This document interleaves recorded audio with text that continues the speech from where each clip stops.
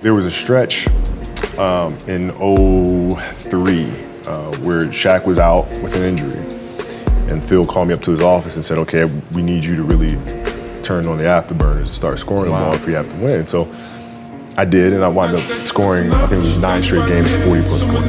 9 straight? 9 straight games. And then Shaq comes back, second to last game of that. And then Phil called him to his office and says, Kobe, okay, I need you to dial it back. I'm like, why? Like, we're winning. I don't understand. It's because our goal is to win a championship. And to get through the Western Conference, we should be playing this way. But in the East, we can dominate them inside with Shaq in the post. So if we continue to do this, we'll lose Shaq. We'll lose him. I need you to pull back so we can pull Shaq forward for June.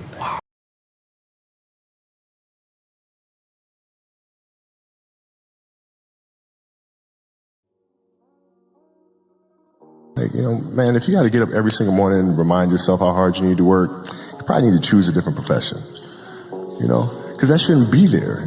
I wake up in the morning excited to get to it.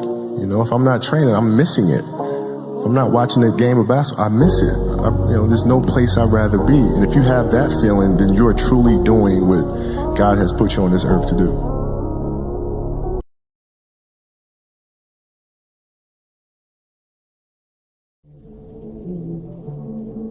There's a quote from one of my English teachers at Lower Merion named Mr. Fisk. He had a great quote that said, rest at the end, not in the middle. And that's something I always live by. You know, I'm not gonna rest, I'm gonna keep on pushing now. There are a lot of answers that I don't have, even questions that I don't have. But I'm just gonna keep going. I'm just gonna keep going, and I'll figure these things out as we go, right? And you just continue to build that way. So I try to live by that all the time. Rest at the end. Rest at the end.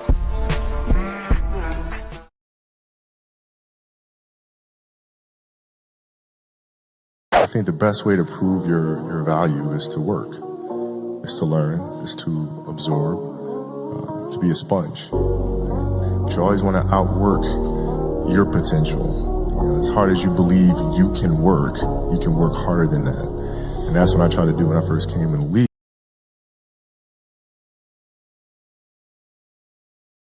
Yeah, you know, obsessiveness just comes from something that you love. Like, you really love it, you'll go through fire for it. You know, you'll go through the ups and downs with it, and you'll just keep at it because you love it so much, you know?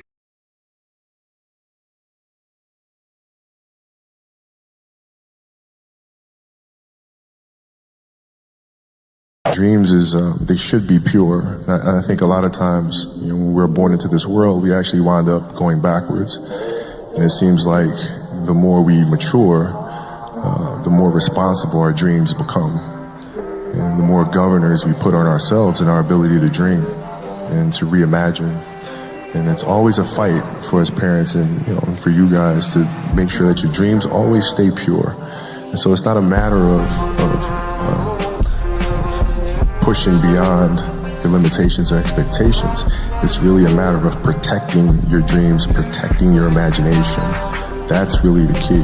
And when you do that, then the world just seems limitless.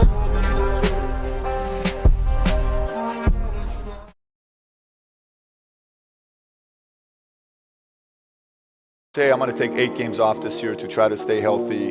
The mindset of knowing, you know, like that to you is comical, right? To do that. What the hell is that, man? I don't know what that is. That's crazy.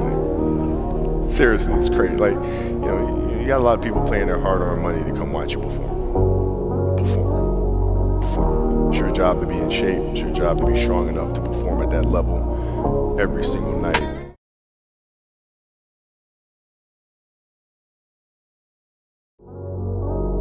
I think you have to challenge yourself to evolve and to grow. And I couldn't think of a better message for, you know, athletes in particular, because it's very easy for us athletes to kind of lose ourselves and our identity by connecting who we are to what we do. And I think that's a very dangerous zone to be in, right? So it's common sense to me to be able to say, okay, the next stage I'm going after with the same intensity, same attention to detail, the same curiosity.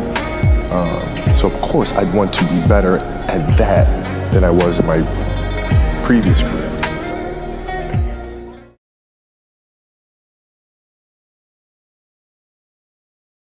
to say, okay, it's okay to fail because you're going to be loved no matter what.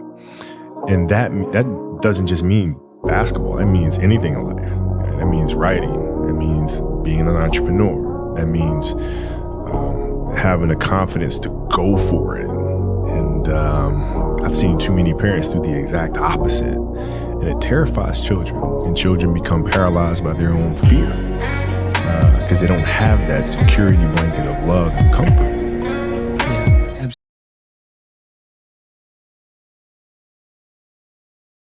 How did you get mentally and emotionally so strong where it doesn't bother you? Well, you know, you got to look at the reality of the situation. You know, like for me, it's not, you know, you kind of got to get over yourself. Like, it's not about you, man. Like, oh, okay, you feel embarrassed. You're not that important. Like, get over yourself. That's where you go. Get over yourself, right? Like you're worried about how people may perceive you, and like you're walking around and it's embarrassing because you shot 5 air balls. Get over yourself, right?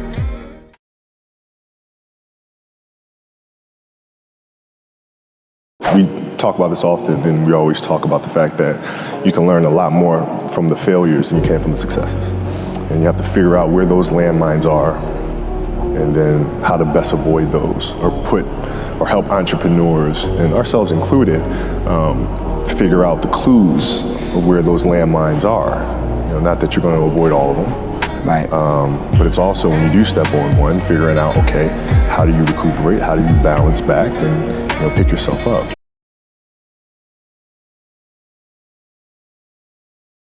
Really, it's not really a thing. Yeah. You know, like you think about game-winning shots or game-winning free throws, and people go to the free throw line and they're nervous about it. Well, what are you really nervous about? If you unpack that, okay, you're nervous that you're going to miss the shot. All right, so you miss the shot, then what happens? People are going to be embarrassed. You're going to be embarrassed because thousands of people, millions of people see you miss the shot. All right, and then what? People are going to talk bad about you. Okay, right? So you're looking at it and go, are those things even important? You know what I mean? If that is my fear, like what is, you worried about letting your teammates down?